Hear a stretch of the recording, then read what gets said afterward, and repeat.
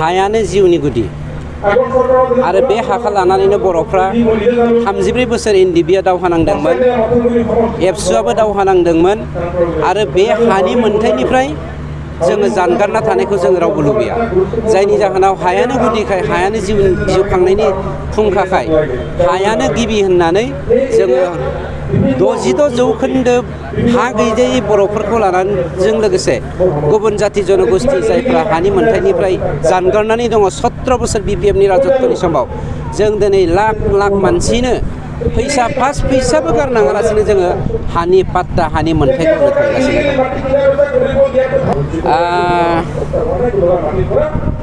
माबा मोनसे थांखिजों गावसोरखौबा RSS खुलुमदोंना BJPखौ खुलुमदों आं बेयाव बुंनांगौ जेबो गैया। बे गावनि बेक्तिगत खोथा, बिस्रा गावस्रा सिक्रेट डिसकासन जादों। खिन्थु आं बेखौसो बुंनो नागिरो, हारिखौ बन्दक होनायखौ हारिया मालाबाबो सहायनो हाखाया। दिनै हारिया बिजिरनायाव फैबाय, सोर मा मावदों सोर मा मावाखै, जायनि जाहोनाव हाग्रामाया खर'आव एम्फौ अरनाय बायदि जानानै गोरोन्थिखौ मावनो बांसिन थांगासिनो दङ। 17 बोसोर बिथाङा बर'खौ ख्रिस्टान, हिन्दु, बाथौ, ब्रह्म डिफारेन्स लाबोनानै फोजोबस्रांनायनि लामा लादोंमोन। जों थासेयाव दा हाग्रामाखौ जों बे खाबुखौ मालाबाबो होआ आरो बर' रायजो राजाफ्रा बेखौ बिजिरगासिनो दंखायो। 3 लाख बर' ख्रिस्टियानफोर दङ BTCआव, 3 लाख। बे 3 लाख बर' ख्रिस्टियानफोरनि हेफाजाब लानानैनो थांनाय 17 बोसोराव BPFआ राजउलाफादाव गाखोनो हादोंमोन।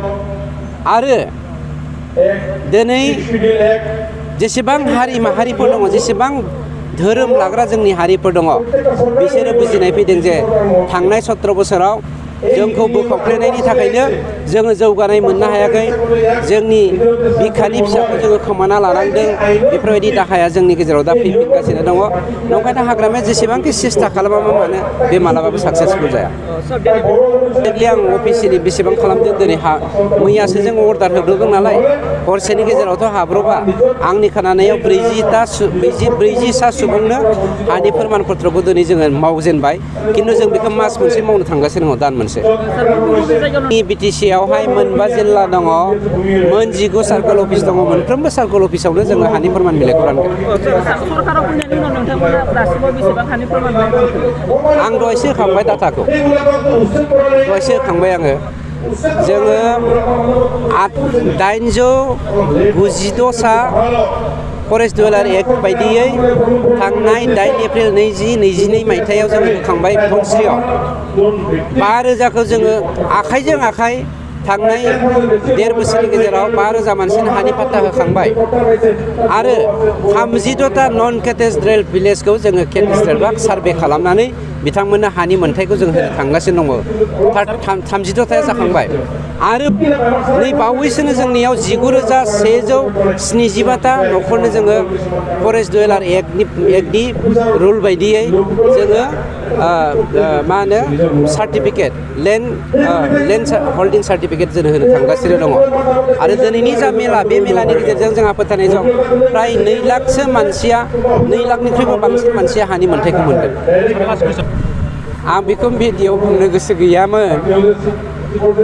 हाग्रामायासो गावनि फिसाफोरखौ, गावनि बिमाखौ, गावनि बिनानावखौ गुबुननो बन्दक होनो हायो। जों खिन्थु मालाबाबो गावनि फिसाखौ गुबुननो बन्दक होआ। हाग्रामाया जोंनिनो फंबाय बिदा होननानै जों साननानैसो लाबावो। मा बुजियो बुजिदो। दालालफोरखौ आथिं बुफायनांगौ, जेराव जेलाव हरखायो दालालफोरखौ। नोंथांमोनाबो मोनबा दालालखौ खोन्थाना हो, जों जेलाव हरगोन। बेखौ जोङो होआबानो जाबाय। जोंनि मानसिया मानो फैसा होयो? हाखौ मोनखागोन। जोंनि सरकारा दिनै बिना फैसायैनो हा होनो थांगासिनो दं। मानो फैसा होनांगौ जाखो? होआबानो जाबाय। थिग दं।